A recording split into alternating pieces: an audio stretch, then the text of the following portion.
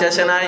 কন্যা সন্তানকে নিয়ে অসংখ্য গণিত হাদিস এসেছে, কোন ছেলে সন্তানকে নিয়ে রব্বুল আলামিন হাদিস প্রেরণ করেন নাই। তাহলে আমার ভাইরা, যে সকল ভাইরা শুধু তাদের ছেলে সন্তান না হওয়ার কারণে তারা মন খারাপ করে বিভিন্ন রকমের মাজারে যায়, বেশিরভাগ ক্ষেত্রে আমার দেশে দেখা যায় মহিলারা কন্যা সন্তান, ছেলে সন্তান না হলে, মহিলা সন্তান হলে তারা বিভিন্ন রকমের অভিযোগ করে এবং মাজারে যায়, বিভিন্ন পীর সাহেব থেকে তাবিজ তোমার আনে। এরকম মহিলা আছে না নাই?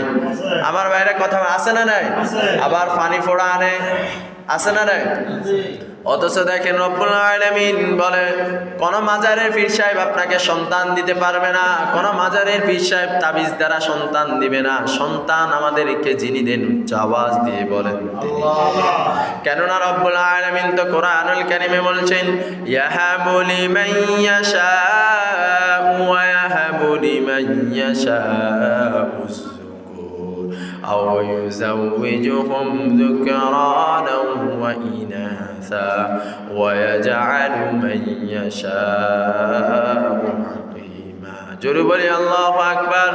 রব্বুল আলামিন বলে কোন মাজার তোমাকে সন্তান দিতে পারবে না।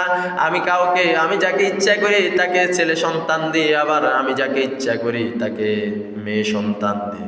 তাহলে ছেলে এবং মেয়ে উভয় আমাদেরকে যিনি দেন, উচ্চ আওয়াজ দিয়ে বলেন তিনি কে? এবার আসুন দেখেন আমার ভাইরা, তাহলে নারী সন্তান, কন্যা